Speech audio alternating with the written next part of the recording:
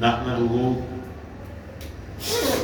ونصلي ونسلم على رسوله الكريم أما بعد فإن الله تبارك وتعالى قال وأحسنوا إن الله يحب المحسنين وقال سبحانه وتعالى في سورة القصص وأحسن كما أحسن الله إليك صدق الله مولانا العظيم. سامعین جی وقار، اللہ رب العزت کا بے پناہ لطف اور کرم ہے کہ جس کی توفیق سے اور جس کی کرم نوازی سے آج ہم سب رمضان المبارک کے ان مبارک ساعتوں میں اور رمضان المبارک کے جمعۃ الوداع میں اللہ تعالیٰ کے گھر میں اس کی بارگاہ میں حاضر ہیں. بلا شک اور بلا شبہ یہ اس کی توفیق کے بغیر ممکن نہ ہو سکتا. اپنی گفتگو کی ابتدا اس دعا سے کریں گے کہ اللہ تعالیٰ آج کی مجلس میں ہمارا جمع ہونا، ہمارا گفتگو کرنا، گفتگو سننا اپنی بارگاہ میں اس کو شرف قبولیت سے نوازے. جیسا کہ آپ کو معلوم ہے کہ یہ جمعہ رمضان المبارک کا آخری جمعہ ہے. چونکہ یہ جمعۃ الوداع ہے اس لیے میں نے ارادہ کیا، یہ چاہا کہ اللہ تعالیٰ اگر توفیق دے تو آج کی اس مجلس میں ہم سابقہ مجالس میں جو گفتگو کرتے رہے ان کو کنکلیوڈ کریں کسی ایک پوائنٹ پر، اور وہ ایسا پوائنٹ ہو جو رمضان المبارک کا ہمارے لیے ایک پیغام بھی بنے جس کو ہم اختیار کریں، اور رمضان المبارک کے بعد اب اگلی جو شفٹ ہو رہے ہیں ہم شوال میں بإذن اللہ تعالی، تو اپنی عملی زندگی پہ اس چیز کو اختیار کریں. عملی زندگی تو جو مضمون میرے ذہن میں آیا وہ یہ بنا آیا کہ ہم آج کی اس مجلس میں جبکہ اللہ کے حضور حاضر ہیں، ہم یہ اللہ کی بارگاہ میں ارادہ کریں اور اللہ کی بارگاہ میں یہ عہد کریں اور یہ عزم کریں کہ اللہ تعالیٰ اپنی خاص رحمت اور توفیق کے صدقے ہمیں راہ سلوک کا مسافر بننے کی توفیق دے. اللہ تعالیٰ ہمیں اپنی خاص توفیق کے نتیجے میں اور خاص کرم نوازی کے نتیجے میں یہ توفیق دے کہ ہم راہ احسان کے مسافر بنیں. راہ احسان کا مسافر بننا، سالک خیر بننا، راہ سلوک کا مسافر بننا، یہ بنیادی طور پر جو ایک فکر ہے آپ سمجھیے کہ یہ رمضان المبارک کا امت کے نام پیغام ہے. رمضان گویا ہم سے مخاطب ہے اور مطالبہ کر رہا ہے کہ اے مسلمانوں، جس طرح تم نے رمضان میں اللہ کی عبادت کی اللہ کی توفیق سے، جیسے خیر کے کام کیے، نیک اعمال سر انجام پائے، آپ میں سے ہر شخص معاشرے میں خیر خواہی کا سبب اور ذریعہ بنا، تو اب رمضان یہ متقاضی ہے کہ اب اس کیفیت کی آئندہ زندگی میں بھی حفاظت کی جائے. اور یہ بات سمجھ لیجئے کہ اس کی حفاظت اس جذبے کے ساتھ کی جائے کہ ہم یہ عزم اور ارادہ کریں کہ ہم احسان کے راستے کے سالک بنیں گے. بتلائیے ارادہ کرتے ہیں میں اور آپ ہم سبھی حضرات. ایک بنیادی فرق میں آپ کو بتلا کے پھر اپنے مضمون کی طرف آگے جاؤں گا. ہم یہ جانیں گے آج کی مجلس میں کہ جب میں کہہ رہا ہوں کہ راہ سلوک کا مسافر بنیں گے, راہ احسان کو اختیار کریں گے, تو یہ راہ احسان سے میری کیا مراد ہے؟ احسان کسے کہتے ہیں؟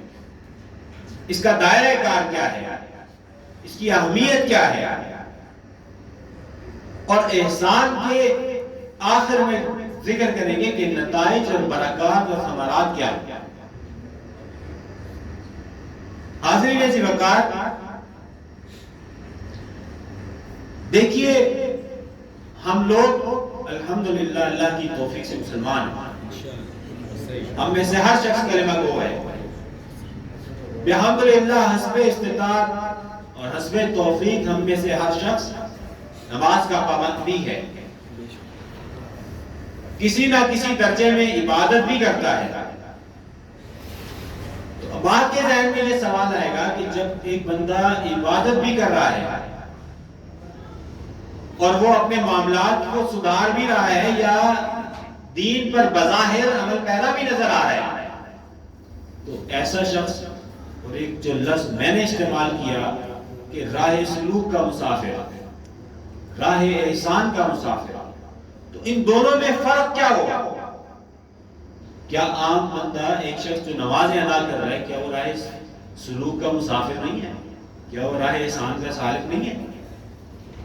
اس فرق کو سمجھیے, یہاں بہت باریک فرق ہے.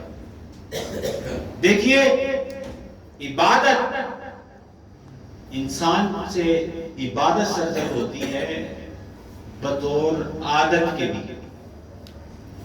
انسان ہم بطور عادت کی بھی عبادت کرتے ہیں.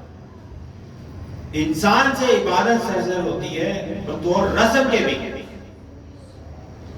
اب ظاہر میں اگر کوئی شخص عبادت کا ظہور اس سے ہو رہا ہے, عبادت گزار لگ رہا ہے, اس کا قطعاً یہ معنی لازم معنی نہ سمجھیں کہ وہ راہ سلوک کا مسافر بھی بن گیا, وہ راہ احسان کا مسافر بھی بن گیا.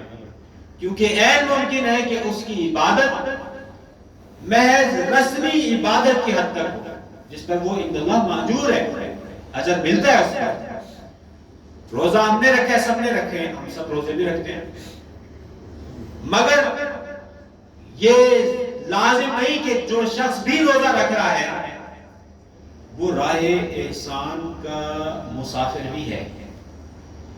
روزہ ہم رکھتے ہیں عادتاً بھی, رواج ہے, سبھی روزہ رکھ لیں, چلو روزے رکھ لیتے ہیں. افطار کرنے کے روزے رکھ رہے ہیں, مگر اس کی حدود اور قیود کی پاسداری نہیں ہو رہی ہم سے. اس کا مطلب ہے کہ روایتاً رسماً رواجاً روزے رکھ رہے ہیں. اللہ کی ایسے اجر تو ملتا ہے, اجر سمجھ لیجئے کہ اجر ملے گا, مگر یہ جو رسماً جو ہمارے عادت ہے, عادتاً جو عبادت ظاہر ہو رہی ہے, وہ ہمارے رویے نہیں بدلے گی, وہ قرب الہی کا باعث نہیں بنے گی. اس سے آپ کی ذات وہ سراپا خیر نہیں بنے گی.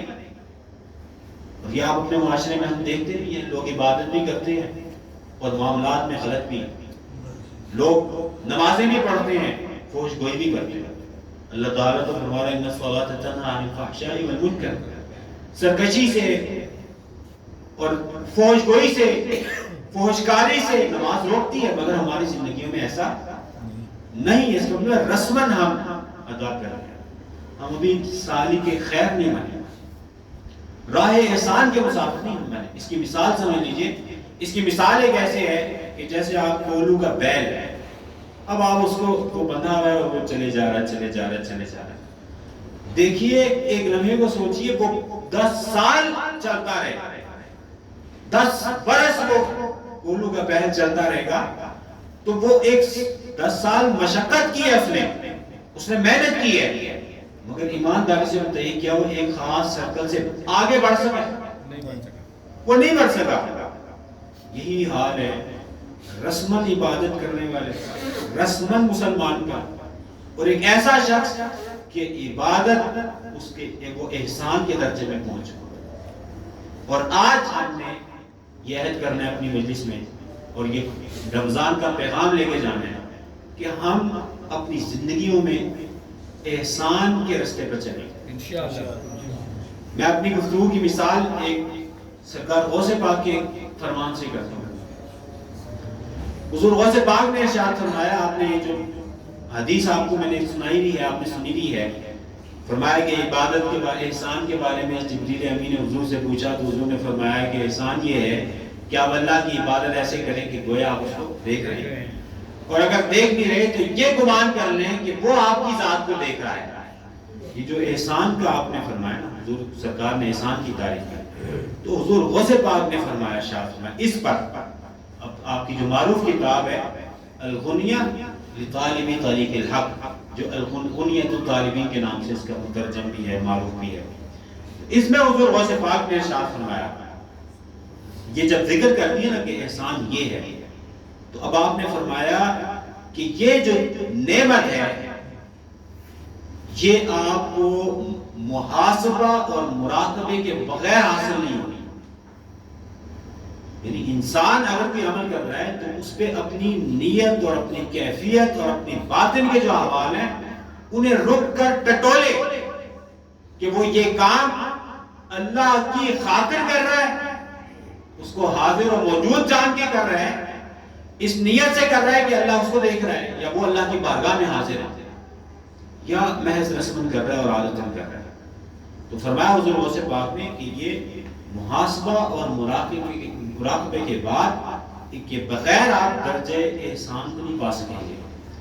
اور جب یہ فرمایا تو آپ نے فرمایا کہ یہ جو درجہ ہے احسان کا، جس کے لیے میں نے کہا کہ رمضان کا پیغام ہے کہ راہ احسان کے مسافر بننا ہے ہم سب نے، فرمایا کہ یہ جو درجہ ہے یہ اصل کل خیر ہے، ہر خیر کی اصل یہ ہے کہ انسان حالت احسان میں آ جائے، محسن بن جائے، ہر خیر کی اثر اس میں۔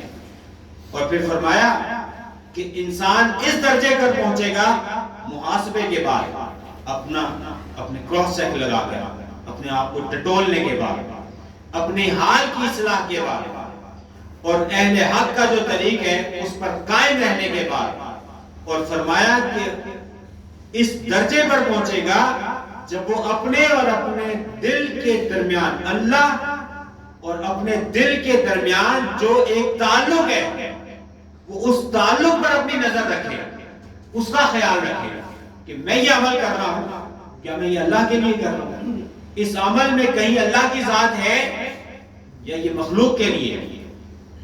فرمایا کہ یہ چیز جو ہوگی تو یہ ہر خیر کی اثر ہے۔ پھر آپ نے فرمایا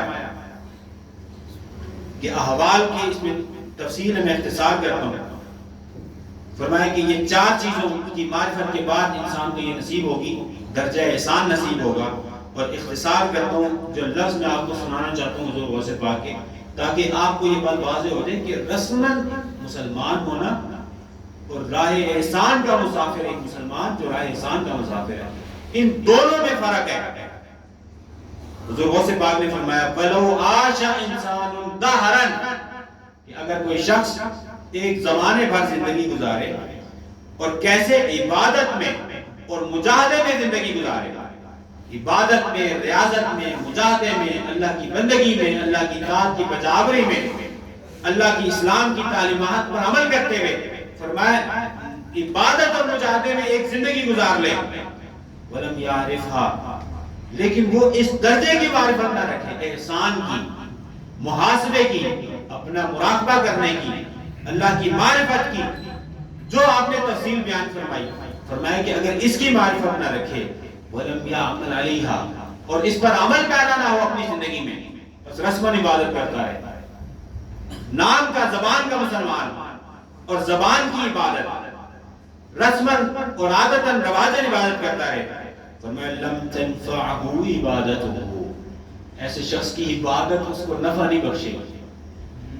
فرمایا وَكَانَ عَلَى الْجَهْلِ، ایسا شخص جس نے زمانہ بھر عبادت میں گزار دیا مگر یہ کہ احسان کو نہیں سمجھا، اس درجے کو نہیں سمجھا، اس کے تقاضوں کو نہیں سمجھا، فرمایا کہ ایسا شخص وہ جہالت پر قائم ہے، وہ 10 سال 20 سال 50 سال عبادت ریاضت مجاہدہ کے بعد بھی فرمایا کہ وہ جہل پر قائم ہے، جہالت پر قائم ہے، وَمَصِيرُهُ إِلَى النَّارِ، فرمایا کہ وہ جہنم کی طرف چلا جائے گا، إِلَّا أَن يَتَفَضَّلَ اللَّهُ عَلَيْهِ بِرَحْمَتِهِ، الا یہ کہ اللہ تعالیٰ اپنی رحمت کے صدقے اس پہ کرم کرے۔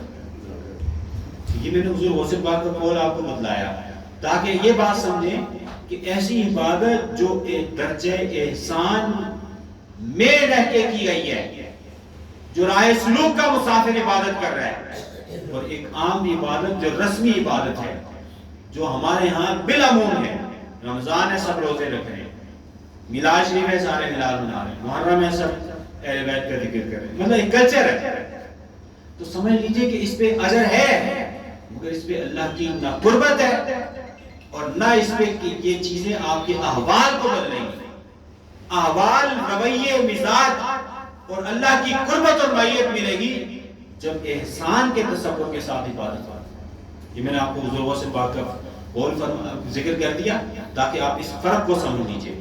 اب آپ سمجھیے کہ احسان پھر کیا ہے۔ اب ہم تیزی سے چلتے ہیں تاکہ مضمون مکمل کریں۔ دیکھیے احسان کہتے ہیں انسان کا بھلائی کرنا، اس کا خیر کو اختیار کرنا، اس کا نفع بخشی کو اختیار کرنا، انسان کا عبادت اور قول اور فعل میں اخلاص کی دولت کو حاصل کرنا، عبادت میں اخلاص کو پا لینا۔ احسان بھلائی کو کہتے ہیں۔ احسان کے معنی میں تکلیف کی ضد ہے یہ، ایک ہے آپ کسی کو ایذا رسانی کا باعث بننے، اس کے مقابلے میں ہے کسی کی بھلائی اور خیر خواہی کا باعث بننے۔ تو احسان ہے کہ آپ خیر خواہی اور بھلائی کا باعث بنے، ایذا رسانی ترک کرتے اپنی زندگیوں سے۔ احسان یہ ہے کہ ہر وہ فعل اور قول جو قبیح ہے، جو ناپسند ہے، اس کو ترک کرنا، اس کی جگہ پسندیدہ اعمال اور اقوال کو اختیار کیا۔ اور پھر احسان یہ ہے کہ آپ ہر شخص کے لیے باعث خیر بنیں۔ احسان کہتے ہیں کہ آپ اپنے اخلاق کو خوبصورت بنا لیں، اچھے اخلاق اختیار کر لیں۔ احسان کہتے ہیں کہ جو اللہ تعالیٰ نے حکم دیا ہے، جو حکم دیا اور جو اس کے تقاضے اس کے ساتھ جوڑے، ان تقاضوں پر پورا اترتے ہوئے اس حکم کو بجا لایا جائے، رسماً عادتاً نہیں۔ احسان کہتے ہیں کہ بلا تردد جود و سخا کرنا، عطا کرنا اور نوازنا، یہ بھی احسان ہے، یہ بھی بھلائی کی صفت ہے۔ اور احسان کہتے ہیں کہ دوسرے سے بھلائی کا رشتہ رکھنا بغیر احسان جتلائے، بغیر احسان جتلائے۔ اور احسان کہتے ہیں کہ جس کو اذیت پہنچی ہے، جو تکلیف میں ہے، اس کی تکلیف کو محسوس کر کے اس کے ساتھ اس کی تکلیف کو دور کرنا، یہ احسان ہے۔ اور یہ حاضرین ذی وقار اللہ کی ایک ایسی نعمت ہے، اس کی اہمیت کو سمجھے امام ابن قیم رحمہ اللہ نے ذکر کیا، علامہ ابن تیمیہ کے اجل شاگردوں میں سے، اور ان شاگردوں میں سے جنہوں نے ان کا علم جمع بھی کیا ہے، ساتھ رہے ہمیشہ، اپنے شیخ کا علم جمع کیا۔ یہ کہتے ہیں کہ کتاب مدارج السالکین بہت معروف کتاب ہے، اس میں کہتے ہیں کہ لوگوں سمجھیے اس بات کو کہ جو احسان کا درجہ ہے، جس میں آج ہم کہہ رہے ہیں کہ رمضان کا پیغام یہ ہے کہ ہم سب یہ عہد کریں کہ راہ سلوک اور راہ احسان کے مسافر بنیں۔ فرماتے ہیں احسان کا درجہ یہ ہے کہ یہ ایمان کا مغز ہے احسان، اور فرماتے ہیں کہ یہ ایمان کی اور اسلام کی روح ہے۔ اس کو غیر اہم نہ سمجھیں، یہ اسلام کی اور ایمان کی، علامہ ابن قیم فرماتے ہیں کہ یہ اس کی روح ہے، اور فرماتے ہیں کہ یہ اس کا کمال ہے۔ تو سامعین عزیز وقار، جب آپ احسان کا معنی سمجھ گئے، میں نے مختلف طریقوں سے آسان کر کے سمجھانے کی کوشش کی، اب یہ سمجھ لیں کہ یہ چیز ایسی ہے کہ اللہ رسول نے اس کو اختیار کرنے کا ہمیں حکم بھی دیا ہے کہ ہم اپنی زندگیوں میں احسان کو اختیار کریں۔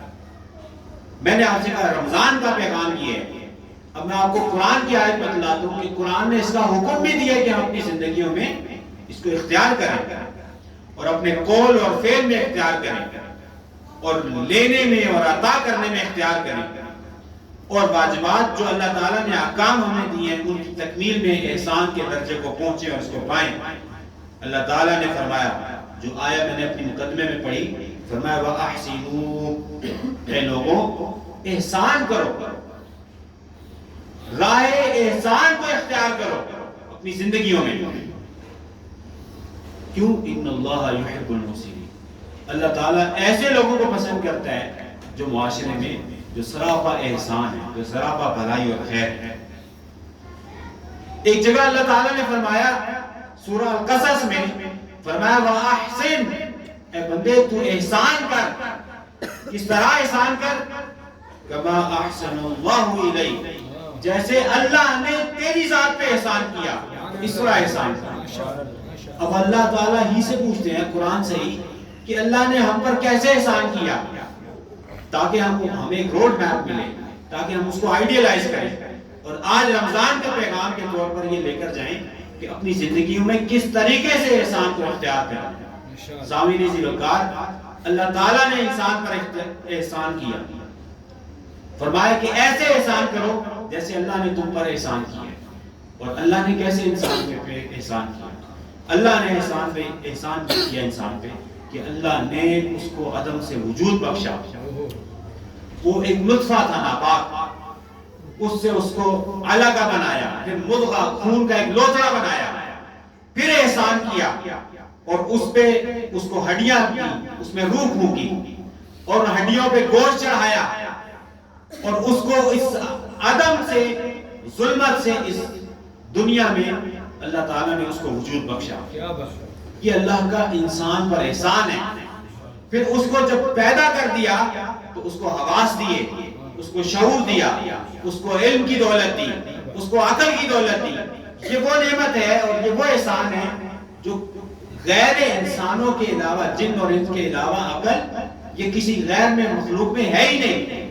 اتنی بڑی نعمت اللہ نے دے دی، اللہ تعالیٰ نے احسان کیا اور خود فرمایا الذی احسن کل شیء خلقہ، جو شے اس نے پیدا کی ہے اس میں اللہ تعالیٰ نے احسان کیا، اس میں جو بہترین صورت اس کی ہو سکتی ہے اللہ نے اس پر پیدا کیا۔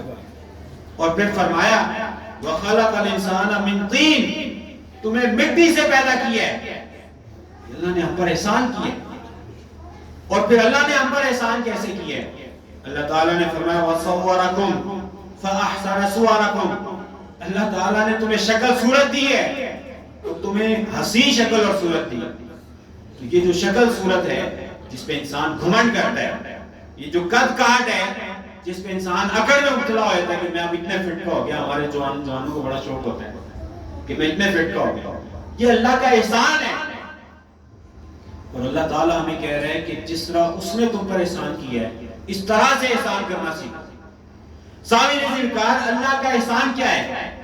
اللہ کا احسان یہ ہے اور اس کا سب سے بڑا احسان یہ ہے کہ وہ جب انسان اس کے احکام کی بھلے نافرمانی بھی کرے تب بھی وہ بھلائی کرے، یہ اس کا احسان ہے۔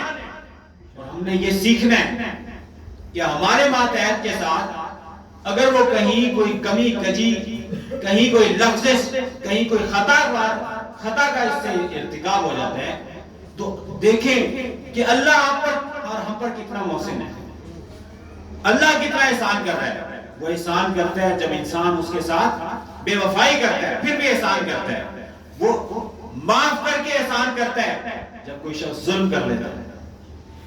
کیا ہم معاف کر کے احسان کرتے ہیں؟ اللہ تعالیٰ گناہوں کی مغفرت کر کے احسان کرتا ہے، توبہ کے قبول پر احسان کرتا ہے، عذر کو قبول کر کے اللہ احسان کرتا ہے۔ کیا ہم، اللہ نے فرمایا وَأَحْسِن، کما احسن اللہ الیک، اس طرح سے احسان کر جس طرح سے اللہ نے تجھ پر احسان کیا ہے. تو یہ سب اللہ کے احسان کی صورتیں ہیں. کیا ہم اپنی زندگی میں اس کو اختیار کیے ہیں؟ آج رمضان آپ کو یہ پیغام دیتا جا رہا ہے کہ ایسے بغیر رسمن عبادتوں میں اور رسمی مسلمان بن کے مت جیو، اپنی زندگیوں میں احسان پیدا کر. اللہ تعالیٰ نے فرمایا اتنا اللہ نے احسان کیا ہے. دیکھیے انسان کو پیدا کیا تو اس کے پاس جسم ڈھانپنے کو لباس نہیں تھا. اللہ نے احسان کیا کہ تمہیں لباس دیا. آج ہم نے اپنے معاشرے میں ایسے لوگ جن کے پاس لباس نہیں ہے، راہ احسان کا مسافر بنتے ہوئے رمضان سے یہ سبق سیکھنا ہے کہ ہم نے ان کو لباس دینا ہے. ہر شخص اپنی ٹیریٹری، اپنے وسائل ذرائع کے اندر رہ کے جو اس کی استعداد ہے. اللہ نے کیا احسان کیا کہ انسان جب پیدا ہوا اس کو کھانے کو نہیں تھا، اللہ نے احسان کیا اور کھانے کو، پیٹ بھرنے کو خوراک دی اور فرمایا کہ اسی طرح احسان کرو جیسے میں تم پر احسان کر رہا ہوں. تو لازم مانا کیا ہوا کہ معاشرے میں ایسے لوگ جو بھوک اور افلاس کا شکار ہیں، جو غربت کا شکار ہیں، جن کے پاس کھانے کو نہیں ہے. ہر شخص اپنی حیثیت اور اپنی استعداد کے مطابق، اپنی صلاحیت اور قوت اور طاقت کے مطابق معاشرے میں ایسے لوگوں کو کھانا کھلایا. اللہ تعالیٰ نے احسان کیا کہ اس نے رہنے کو چھت دیا آپ کو. معاشرے میں ایسے لوگ جن کے پاس رہنے کو جگہ نہیں ہے، ہر صاحب حیثیت اپنی حیثیت میں رہ کے اس طرح سے احسان کا جذبہ پیدا کرتا اور سالک احسان بنے، احسان کی راہ پہ چلے. یہ رمضان کا پیغام ہے ہمارے لیے. سامعین جی وقار، مختصراً سمجھیے احسان کی مختلف صورتیں. اب میں اختصار سے ذکر کروں گا. احسان ایک ایسی شے ہے کہ اس کا وجود ہر شے میں احسان ہے. ایک حدیث شریف میں آتا ہے، حضور نے ارشاد فرمایا، حضرت شداد بن اوس روایت کرتے ہیں، فرماتے ہیں دو باتیں حضور سے میں نے یاد کی. ایک اس میں فرمایا ان اللہ کتب الاحسان علی کل شیء، فرمایا اللہ تعالیٰ نے ہر شے پر احسان واجب کر دیا، لکھ دیا. فرمایا فاذا قتلتم فاحسنوا القتل، فرمایا کہ اب جب تم قتل کرو، اب کسی جانور کو مار رہے ہیں، یہاں پہ موذی جانور کو مار رہے ہیں مثلا، تو فرمایا کہ اس میں بھی احسان بھلائی کو غالب کرے. کسی جانور کے قتل میں بھی، کسی موذی جانور کے قتل میں بھی اذیت کا باعث نہ بنو، اس کا بھی ایک خیال احسان کرو. یہ جائے کہ انسان اس کا اکرام اور تعظیم اور اس کا احترام کس درجے ہوگا اور اس سے احسان کا معاملہ کتنا اونچا ہوگا. اسی طرح فرمایا وَإِذَا ذَبَحْتُمْ فَأَحْسِنُوا الذِّبْحَ، کہ جو آپ قربانی کے لیے ذبح کرتے ہیں تو فرمایا کہ اس میں بھی اچھے طریقے سے ذبح کرو، اس میں بھی اذیت کا باعث نہ بنو جانا. تو جو اسلام، جو دین جانوروں میں احسان سکھا رہا ہے آپ لوگوں کو، تو انسانوں کے ساتھ احسان کا عالم کیا ہوگا. کیونکہ آگے تشریف اللہ مطالعہ آگے تشریف. تو اب آپ سمجھیے، تو ہر شے میں اللہ نے احسان لازم کر دیا. اب عبادات میں احسان ہے، عبادات میں احسان ہے. اور عبادات میں احسان کیا ہے کہ اللہ نے عبادت جو جس درجے کی کہی ہے اور جو تقاضا کی ہے اس تقاضے پہ رہ کر عبادت کرے. رسمن رواجن اور خالی زبانی عبادت نہ کرے. مثال آپ کو دیتا ہوں، یہ وہ عبادت ہے کہ اگر آپ اس کے مقتضیات، جو اس کی ریکوائرمنٹس ہیں وہ پوری کرتے ہیں تو اس کی برکت یہ ہوتی ہے کہ انسان کے اخلاق اور اس کا رویہ بدل جاتا ہے، مزاج بدل دیتی ہے عبادت مزاج بدل دیتی. اور یہ علامت ہے اس میں کہ آپ محسن بن کے عبادت کر رہے ہیں تو اس کے نتیجے میں آپ کے مزاج بدل جائے گا، آپ سراپا خیر بن جائیں گے. فرمایا مثال کے طور پہ دو مثالیں سمجھیے پھر ہم آگے چلیں. ان الصلاۃ تنہی عن الفحشاء والمنکر، نماز. اب نماز کے بارے میں فرمایا کہ فحاشی اور منکر سے بچاتی ہے، برائی سے بچائی جائے. اب اگر نماز کے تقاضے پورے ہو رہے ہیں اور احسان کے جذبے کے ساتھ عبادت ہو رہی ہے تو سمجھ لیں کہ وہ یہ چیزیں نتیجے میں پیدا ہوں. اور اگر نہیں پیدا ہوگی تو اس کا مطلب ہے کہ ہم راہ احسان کے مسافر ابھی نہیں بنے، رسمن ادا کر رہے ہیں. حج اللہ تعالیٰ نے فرمایا فرمایا فمن فرض فیہن الحج فلا رفث ولا فسوق ولا جدال فی الحج، جھگڑا نہ کرو، فساد نہ کرو، فسق و فجور نہ کرو، گالم گلوچ نہ کرو، یہ اللہ تعالیٰ نے فرمایا۔ مگر یہ کہ ہمیں یہ دیکھنا ہے کہ یہ چیزیں ہمارے اندر ہیں یا نہیں ہیں، اور اگر احسان یہ ہے کہ جو عبادت اللہ نے جس طرح سے تقاضا کی ہے اس تقاضے کے مطابق اللہ کی عبادت اور بندگی کی جائے، اس طرح سے عبادت کی جائے، اور اس تصور کے ساتھ احسان یہ ہے کہ اس تصور سے عبادت کی جائے کہ آپ کی سوچ اور فکر اور نظریے پہ یہ بات غالب رہے کہ اللہ آپ کو دیکھ رہا ہے، اللہ مجھے دیکھ رہا ہے، میں یہ قول کر رہا ہوں، میں یہ بات کہہ رہا ہوں، مثلا میں گالی دے رہا ہوں اگر ولیعاذ باللہ، میں بد کلامی کر رہا ہوں، فوج کوئی مرتکب ہے، تو وہ یہ ذہن میں رکھے کہ اللہ اسے دیکھ رہا ہے، اللہ اس کے ساتھ ہے۔ حاضرین عزیز، یہ جو اللہ کے ساتھ ہونے کا تصور ہے، یہ تصور احسان ہے، یہ تصور احسان ہے۔ اور اللہ تعالیٰ نے قرآن میں فرمایا وَهُوَ مَعَكُمْ أَيْنَمَا كُنْتُمْ، لوگوں تم میں سے کوئی شخص کہیں پر بھی ہوگا تو سمجھ لو اور اپنے ذہن میں یہ غالب کر لو کہ اس کی معیت تم اس کی معیت میں ہو، وہ تمہارے ساتھ ہے۔ مسئلہ یہ ہے کہ تم اس کے ساتھ ذہنی طور پر اور قلبی طور پہ متعلق اور موجود نہیں، مگر وہ موجود ہے، اللہ کی ذات موجود ہے۔ تو احسان کیا ہے کہ اس طرح سے عبادت کی جائے، اپنے قول میں، فعل میں، اپنے اعمال میں یہ غالب کر لیا جائے کہ اللہ ہمارے ساتھ ہے، اللہ مجھے دیکھ رہا ہے۔ ایک جگہ فرمایا وَلَا تَعْمَلُونَ مِنْ عَمَلٍ إِلَّا كُنَّا عَلَيْكُمْ شُهُودًا، فرمایا کہ تم لوگ جو عمل بھی کرتے ہو، جو کام بھی تم لوگ کر رہے ہو، یہ بات ذہن میں رکھو کہ ہماری نظر میں ہے وہ کام، ہم اس جگہ پہ ہم اس کے گواہ ہیں۔ تو اب احسان کیا ہے کہ ہم اپنے عمل اور قول میں یہ غالب کریں کہ اللہ ہمیں دیکھ رہا ہے۔ ایک روایت سنیے، حضرت عبداللہ ابن عمر ایک چرواہے کے پاس سے گزرے، فرمایا کہ حل من جزرہ، فرمایا کہ اے چرواہے کوئی ذبح کرنے کے لائق کوئی بکری کوئی ہے جو ذبح کی جا سکے؟ تو چرواہے نے کہا کہ لیسا ہا ہنا ربھا، اس نے کہا کہ اس کا جو آنر ہے، جو مالک ہے، مالک یہاں پر موجود نہیں ہے، یعنی بکری تھی، مالک موجود نہیں ہے یہاں۔ یہ آپ سمجھیے، اور ہم بھی دیکھیں، ہم بھی تجارت کر رہے ہیں تو ہم خیانت کے مرتکب تو نہیں ہو رہے؟ اگر خیانت کے مرتکب ہیں تو ہم رائے احسان کے مسافر نہیں ہیں۔ اگر خیانت کے مرتکب ہیں تو اس نے کہا، حضرت عبداللہ ابن عمر، آپ نے مزاح میں یا آپ سمجھیے کہ ایک ایسے ٹیسٹ چیک کرنے کے لیے فرمایا تقولو اکل ہر ذئب، فرمایا کہ مالک سے کہنا کہ بھیڑیا کھا گیا بکری۔ جب یہ بات فرمائی تو اس نے جواب دیا، وہ جواب میں ہم سب کے لیے نصیحت ہے۔ اس نے کہا فرفع الراعی رأسہ الى السماء، اس نے آسمان کی طرف اپنا سر بلند کیا اور کہا فَأَيْنَ اللَّهُ، عبداللہ ابن عمر چلو مالک نہیں ہے اس کا تو میں کہہ دوں گا، یہ بتلاؤ اللہ کدھر ہے؟ کیا اللہ ہمارے ساتھ نہیں ہے؟ کیا وہ دیکھ نہیں رہا؟ کیا وہ ہماری باتیں سن نہیں رہا؟ کیا وہ ہمارے دل کے خیالات کو نہیں جانتا؟ ہمارے ارادوں سے ہمارے ارادے اس پر مخفی ہیں۔ میں اللہ کی ذات کدھر ہے؟ ہر شخص جو کاروبار کر رہا ہے، جو معاملہ کر رہا ہے، اس بات کو سمجھے اور اپنے دل و دماغ میں اتار لیں کہ احسان یہ ہے کہ ہم میں سے ہر شخص یہ گمان کرے کہ اللہ کے حضور ہم پیش ہیں، وہ ہمیں دیکھ رہا ہے، وہ ہمیں سن رہا ہے، وہ ہمارا مشاہدہ کر فرما رہا ہے۔ فرمایا جب یہ بات کی تو عبداللہ ابن عمر فرماتے ہیں فَأَنَا وَاللَّهِ أَحَقُّ وَأَنْ أَقُولَ إِنَّ اللَّهَ، فرماتے ہیں میں اس کا زیادہ حقدار ہوں کہ میں کہوں کہ اللہ کہاں ہے۔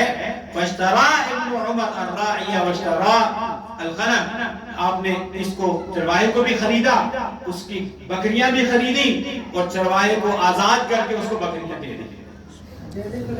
تو سامعین جی وقار ثابت جو بات بتلانا مقصود ہے وہ کیا ہے؟ احسان کے تصور کو سمجھیں اور اس کو اختیار کریں۔ اسی طرح قول اور عمل میں احسان ہے۔ قول میں احسان کیا ہے؟ قول میں احسان یہ ہے کہ اللہ نے فرمایا وَقُلْ لِعِبَادِي، اب میرے بندوں سے یہ بات فرما دیجئے يَقُولُ الَّتِي هِيَ أَحْسَنُ، وہ بات کریں جو زیادہ اچھی ہے، زیادہ بھلائی والی ہے، زیادہ خیر والی بات ہے، زیادہ بہتر بات ہے، اس کو اختیار کریں، وہ بات کریں۔ ایک مقام پہ فرمایا وَقُولُوا لِلنَّاسِ حُسْنًا، لوگوں سے اچھی بات کرو، بھلائی کی بات کرو. تو یہ احسان ہے، قول میں احسان ہے. اور اس میں آگے تفصیل ہے، حتیٰ کہ جو آپ جواب دیتے ہیں سلام کا، یہ بھی احسان ہی کی ایک صورت ہے. یہ بھی جواب وعلیکم السلام ورحمۃ اللہ وبرکاتہ آگے بڑھا کر کہتے ہیں تو یہ بھی احسان ہی کی صورت ہے. اسی طرح دعوت کے طریقے میں احسان ہے، اور اس کی تفصیل ہے، اس میں ہر ایک پر قرآن کی آیات موجود ہیں. اسی طرح عمل میں احسان ہے. حاضرین سی وقات، اللہ نے فرمایا وَاعْمَلُوا صَالِحًا، نیک اعمال کرو. فرمایا انی بما تعملون بصیر، جو تم کام کر رہے ہو میں اس کو دیکھنے والا ہوں. تو اس کیفیت کے ساتھ کام کریں کہ اللہ کی ذات ہمیں دیکھ رہی ہے. پھر مخلوق کے ساتھ بھلائی کرنا احسان ہے. اس کو مختصراً سمجھ لیجئے، احسان کی مختلف صورتوں میں سے ایک صورت یہ ہے کہ آپ لوگوں کے ساتھ حسن سلوک کریں، حسن معاملہ کریں، لوگوں کو نصیحت، خیر کی نصیحت کریں، لوگوں کی پریشانیوں کو دور کریں. کوئی کمزور ہے تو اس کی اعانت اور معاونت کریں، کوئی بھوکا ہے تو اس کو کھانا کھلائیں، کوئی محتاج ہے تو اس پہ صدقہ اور خیرات کریں. اگر کوئی شخص جاہل ہے تو اس کو تعلیم دیں، اس کی تربیت کریں. اگر کوئی پریشان حال، مصیبت اور مشکل میں ہے اس کے لیے آسانی کریں اور لوگوں کے درمیان اصلاح اور صلاح کریں. یہ بھی احسان ہے، اور یہ مخلوق کے ساتھ احسان ہے. ایک حدیث سن لیجئے، اس میں بہت اہم ہے. حضور نے ارشاد فرمایا، اب جو صاحبان ثروت ہیں وہ بھی سنیے اس کو. فرمایا ان للہ اقواما، اللہ تعالیٰ نے ایسے لوگ پیدا کر رکھے ہیں، ایسے گروہ اللہ نے بنا رکھے ہیں معاشرے میں. فرمایا کہ یختصهم بالنعم، جن کو اللہ تعالیٰ طرح طرح کی نعمتوں سے نوازتا اور خاص کرتا ہے.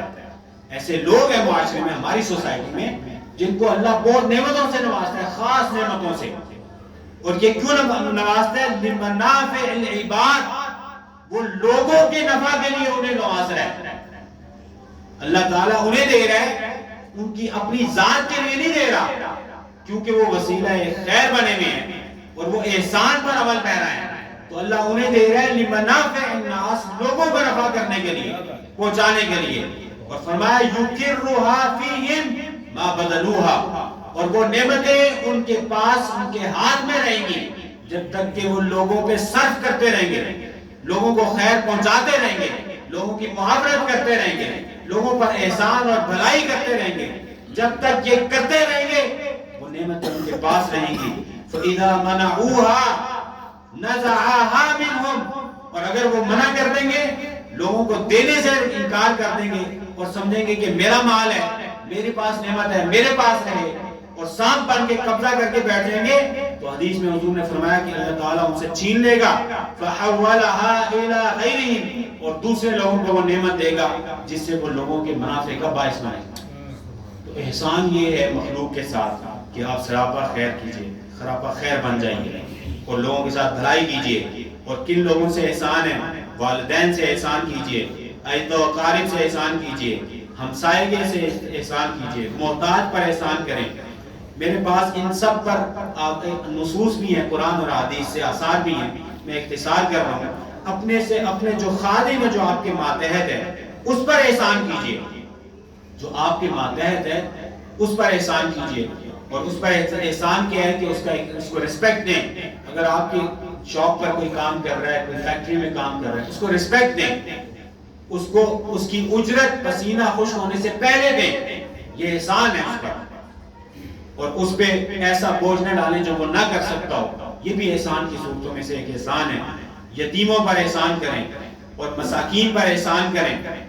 اور حضور نے ارشاد فرمایا، حدیث میں آیا کہ الساعی علی الارملۃ والمسکین، فرمایا بیواؤں اور مساکین پر مدد کرنے والا، ان کی ہیلپ کرنے والا، وہ مجاہد ہے، اس مجاہد کی طرح ہے جو اللہ کی راہ میں جہاد کر رہا ہے. یا اس نیک شخص کی طرح ہے جو ساری رات قیام اللیل کر رہا ہے اور سارا دن روزے رکھ رہا ہے.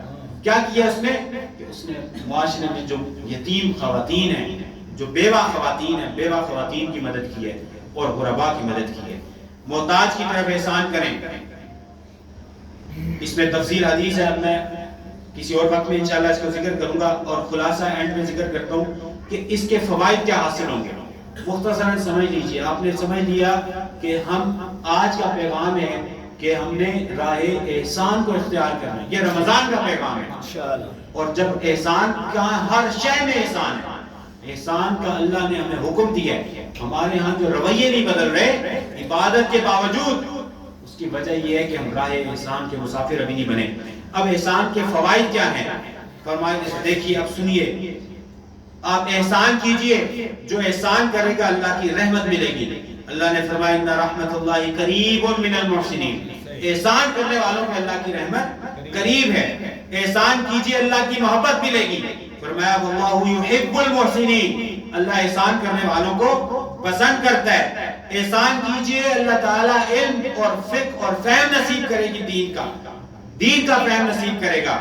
فرمایا وَلَمَّا بَلَغَ أَشُدَّهُ آتَيْنَاهُ حُکْمًا وَعِلْمًا، جب وہ مضبوط عمر کو پہنچے تو ہم نے علم اور حکمت سے نوازا، اور اسی طرح ہم محسنین کو نوازتے ہیں۔ تو جو احسان کرے گا دین کا فہم اس کو نصیب ہوگا، جو احسان کرے گا اللہ تعالیٰ اس پر احسان کرے گا بدلے میں۔ فرمایا هل جزاء الإحسان إلا الإحسان، احسان کا بدلہ صرف احسان کے سوا کوئی نہیں۔ آپ مخلوق سے احسان کریں، اللہ آپ پر احسان کرے گا، اور جو احسان کرے گا وہ اپنی ذات پر بھلائی کرے گا۔ اللہ تعالیٰ نے فرمایا وَإِنْ أَحْسَنْتُمْ أَحْسَنْتُمْ لِأَنفُسِكُمْ، اگر تم معاشرے میں احسان پھیلاؤ گے، احسان اختیار کرو گے تو تم اپنی ذات پر احسان کرو گے۔ اور الی آخری، یعنی اس میں پھر تفصیل احسان کی بے شمار برکات ہیں، اور میں اس پر بات کو ختم کرتا ہوں کہ جو احسان کرے گا اس کو اللہ کی رضا حاصل ہوگی۔ فرمایا السابقون الاولون من المہاجرین والانصار والذین اتبعوہم بإحسان، جو احسان کرتے ہوئے ان اسلاف کی پیروی کریں گے۔ فرمایا رضی اللہ عنہم ورضوا عنہ، اس کا معنی عام کے تحت اللہ کی رضا کے حقدار ٹھہرائیں گے اور جنت کے حقدار ٹھہرائیں گے اور اللہ کی برکتیں نصیب ہوں گی۔ سامعین عزیز وقار، اب بات ختم کرتا ہوں اس بات پہ کہ اب آج کی مجلس میں ہمیں پیغام کیا ملا۔ ہمیں پیغام یہ ملا ہے، اور یہ پیغام منہاج القرآن کا یہ پیغام ہے، یہ پیغام حضور سیدی شیخ الاسلام کا پروفیسر ڈاکٹر طاہر القادری صاحب کا یہ پیغام ہے، رمضان المبارک کا یہ پیغام میسج آپ کو دے رہا ہوں کہ آج دیکھیے ہر طرف ظلمت اور اندھیر نگری ہے، ایسا ہے یا نہیں ہے؟ ہم اور آپ رمضان جا رہے ہیں، اس مبارک ساتھ میں اللہ کے حضور یہ عہد کریں کہ اس اندھیر نگری میں ہم روشنی پھیلائیں گے، ہدایت کی روشنی پائیں گے، ایسا معاشرہ کا قیام کریں گے جہاں اس اندھیر نگری میں جو روشنی پھیلائے، ہدایت کی روشنی پھیلائے۔ ہر طرف ظلم اور جبر اور بربریت ہے، آج اس رمضان کا پیغام یہ ہے کہ ایسا معاشرہ قائم کیجئے کہ جہاں ظلم اور بربریت کی جگہ پہ عدل اور انصاف ملے، اپنی حیثیت میں رہتے رہتے۔ ہر طرف فقر ہے، مفلسی ہے، غربت ہے، اپنی کیٹیگری، اپنی ساری جو آپ کی صلاحیت ہے، جو آپ کے وسائل اور ذرائع ہیں، یہ عہد کریں کہ معاشرے سے غربت کا خاتمہ کریں گے، معاشرے سے مفلسی کا خاتمہ کریں گے، اپنی حیثیت میں رہتے رہے۔ اور ہر طرف جہالت ہے، آج فیصلہ کیجئے کہ ہر طرف علم کا نور بکھیریں، ہر طرف بد زبانی ہے، فتنہ گری ہے، قتل و غارت گری ہے، فرقہ واریت ہے۔ آپ عہد کیجئے آج کی مجلس میں اللہ کے حضور کہ ہم ایک ایسا معاشرہ آئندہ کے لیے ویسا معاشرہ قائم کریں گے، اپنی نسلوں کو تیار کریں گے کہ جہاں فرقہ واریت کی جگہ امن اور امان اور اتحاد ہے، جہاں قتل و غارت گری نہ ہو، جہاں ظلم اور ستم نہ ہو۔ دیکھیے یہ بہت بڑی نعمت ہے۔ آپ لوگ آج یہ جو یہاں جامع مسجد شیر خدا ہے، شیر خدا، یہاں اس مسجد کے لوگ، آپ لوگ اہل محلہ، آپ لوگ جہاں ہر جگہ پہ مایوسی ہے، نوجوان مایوس ہو رہے ہیں، آپ امید کی کرن بنیں، آپ اپنی اصلاح کریں، راہ احسان کے مسافر بنیں، اپنی اصلاح کریں اور معاشرے میں ایک نئی زندگی پھونکیں۔ یہاں پہ غربت ہے، افلاس ہے، بے کسی ہے، محتاجگی ہے، اور بدقسمتی سے جو ہمارا نظام ہے، یہ نظام بصورت عذاب الہی ہم پر مسلط ہے۔ یہ جو بیسیکلی سب سے بڑی پرابلم، یہ سسٹم ہے ہمارا کیپٹلزم، یہ سسٹم ہے جو سب سے بڑی ہماری آزمائش ہے ہم پر۔ تو یہ سسٹم اور اس کے جو بینیفیشریز ہیں، کبھی بھی ان سے خیر کی توقع رکھتے ہیں تو سمجھ لیں کہ کوئی خیر کی توقع نہیں. یہ ہر شخص، ہم میں سے ہر شخص اپنے درجے میں رہتے ہوئے خیر کو پھیلائے، معاشرے میں خیر کا باعث. اللہ تعالیٰ کی حضور دعا ہے کہ جو کہا اور سنا اللہ تعالیٰ اس پر عمل کی توفیق نصیب فرمائے.